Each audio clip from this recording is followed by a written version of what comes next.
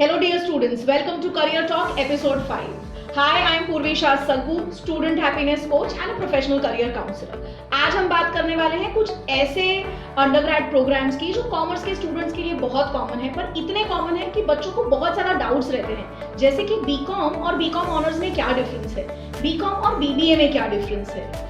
Ma'am अगर हमें आगे सीए परस्यू करना है तो अंडरग्रेड करना पड़ेगा या अगर नहीं करेंगे तो चलेगा, अगर करना है तो कौन सी यूनिवर्सिटी में से करना चाहिए, डिस्टेंस लर्निंग करना चाहिए या रेगुलर करना चाहिए। ऐसे कई सारे सवालों के जवाब मैं इस वीडियो में कवर करने की पूरी कोशिश करूंगी। इस वीडियो के बाद भी अगर आपको कोई भी सवाल है तो please feel free to contact me through my insta और through my YouTube. So for class 12 commerce students undergrad के लिए कौन से कॉमन प्रोग्राम्स है, एक है BCom, BCom honours, BBA, BA and BA with LLB. ये कुछ बहुत कॉमन प्रोग्राम्स है जो बच्चे करते हैं। ऑलराइट, क्या ये प्रोग्राम्स अपने आप में करियर है?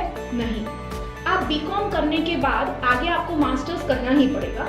Masters can be in MBA और it can be in MCom और you can probably pick up any professional courses like CA, CS या सीडब्ल्यूए। ये सारे बैचलर्स प्रोग्राम्स हैं। ये bachelors programs are not sufficient to build a strong career. You have to pursue a masters program. Let me first start with what is the difference between BCom and BCom Honors.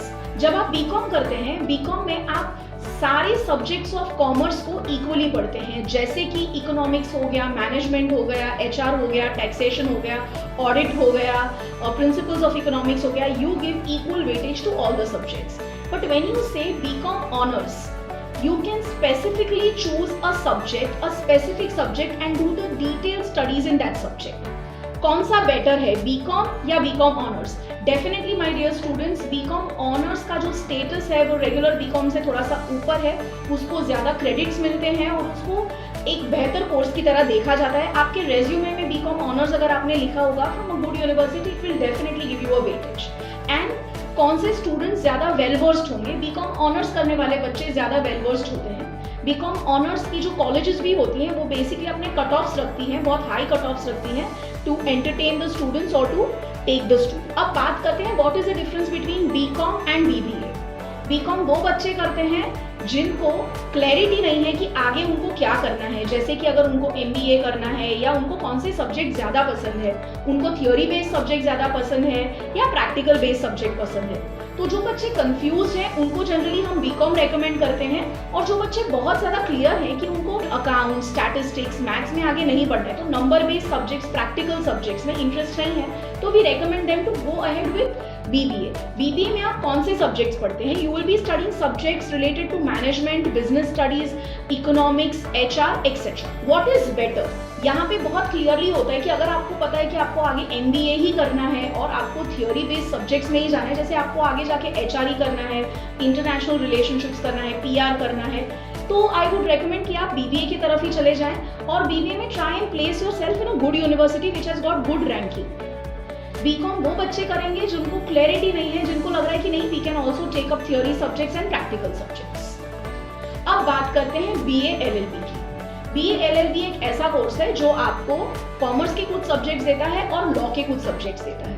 तो generally जब आप LLB करते हो तो वो BA with LLB हो जाता है या फिर बीबीए विद एलएलबी का भी आपको कोर्स मिलता है। You should check up the university. Christ एक यूनिवर्सिटी है जो आपको बीबीए विद लॉ का भी ऑप्शन देती है। आप और कॉलेजेस को सर्व कर सकते हैं, गूगल इंटरनेट आपको सारी इन्फॉर्मेशन दे देगा।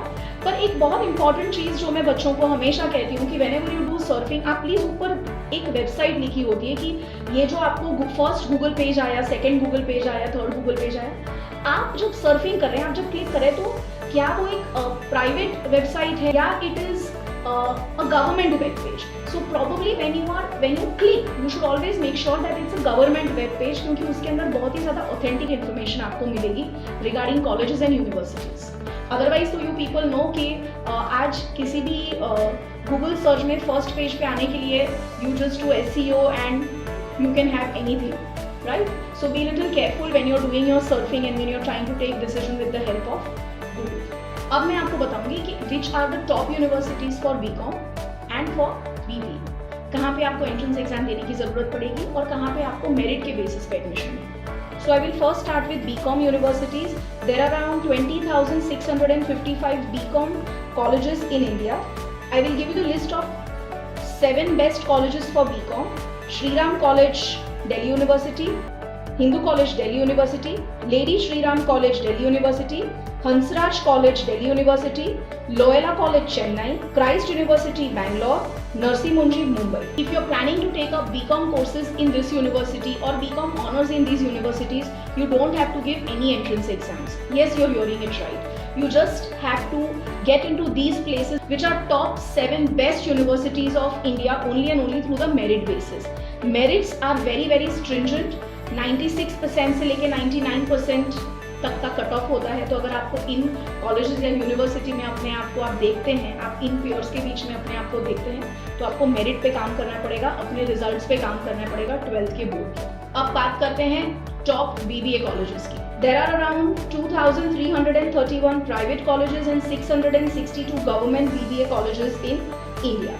BBA colleges को क्रैक करने के लिए आपको एंट्रेंस एग्जाम्स देनी पड़ेंगी, जैसे कि IPMAT, NIMS, IPM aptitude test, etc. There are around 50 entrance exams conducted by state and national levels to get into BBA colleges. When I talk about BBA के कुछ synonyms भी है. जैसे अगर आप महाराष्ट्र साइड में जाते हैं तो BBA which is Bachelors of Business Administration को BBM कहा जाता है और BMS भी कहा जाता है. तो this is one and the same. So अब बात करते हैं लॉ कॉलेजेस की. There are total 1,170 law colleges, out of which 807 are private, 363 are government. Dear students, when you are on the prowl of choosing a university, always choose a government university, जैसे government Delhi University, Mumbai University, Ahmedabad University over any private college or private university. Government universities have better ranking than private universities. Law के colleges में entrance के लिए आपको different types of entrance exams देनी पड़ेंगी. इसके बारे में मैंने अपने प्रीवियस वीडियो में बहुत डिटेल में बताया. You can check my previous video.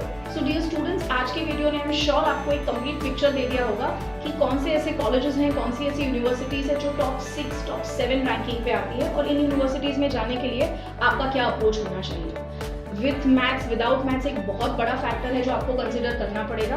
आपकी पसंद की यूनिवर्सिटी में आपको देखना पड़ेगा कि अगर आप विथ मैथ्स स्टूडेंट हो तो आपको क्या बेनिफिट्स मिलते हैं और क्या आप विदाउट मैथ स्टूडेंट हो तो are you eligible to apply in that universities और not. Say for example Narsee Monjee जो कॉलेज है मुंबई में, वो नॉन मैथ स्टूडेंट्स के लिए अगर आपको BCom ऑनर्स करना है या अगर आप BA विथ इकोनॉमिक्स करना चाहते हैं या BCom ऑनर्स विथ इकोनॉमिक्स करना चाहते हैं और अगर आपने मैथ्स नहीं लिया है तो you are not eligible. In any Delhi universities अगर आपने मैथ्स लिया नहीं है तो you are not eligible to apply. So you always have to consider these small areas before you give your applications to the universities. By now you people should start surfing the universities of your choice. You should start preparing. अगर आप class 12 में हैं तो आपको आपके entrance exams के preparations by now start कर देने चाहिए. क्या ये एंट्रेंस एग्जाम्स के लिए आपको क्लासेस करने की ज़रूरत है? अगर आपकी लॉजिक, एनालिटिकल स्किल्स, आपका मैथ अच्छा है तो शायद आपको क्लासेस करने की ज़रूरत नहीं पड़ेगी. Probably you can just take up some good online courses. आप मटेरियल अगर आप कहीं से मैनेज कर सकते हैं, प्रैक्टिस रेगुलरली कर सकते हैं तो शायद ज़रूरत ना पड़े. पर अगर आपको लगता है कि you regularly need a guidance, you regularly need a coach and somebody to regularly monitor you, then you should join good coaching classes so that your results are assured. Along with that coaching classes आपको regularly ये भी बताते हैं कि कौन से college का entrance exam का क्या डेट है, आपकी डेट्स मिस ना हो जाए. आपको इसके बारे में भी बहुत ध्यान रखना पड़ता है. तो हाँ, कहीं पे मैं कहूँगी कि एंट्रेंस एग्जाम्स के जो कोचिंग क्लासेस होते हैं वो आपको बहुत ही ज़्यादा हैंड होल्डिंग देते हैं. अगर आपको ये हैंड होल्डिंग की ज़रूरत नहीं है, आप एक बहुत डिसिप्लिन है, आप अपने आप सारे कॉलेजेस का ट्रैक रख सकते हैं तो शायद ज़रूरत ना भी पड़े. पर हाँ, ऐसे में बच के रहिए कॉलेज माफियाज से, एंट्रेंस एग्जाम्स के कोचिंग माफियाज से, and make sure that you don't fall prey to them. So with this very note I always say see your dreams and build your own road maps rather than following somebody else's dream. और आपकी इस मुहिम में मैं आपके साथ. आपको कोई भी डाउट्स है, कोई भी क्वेश्चन है, please feel free to contact me on my Insta and YouTube.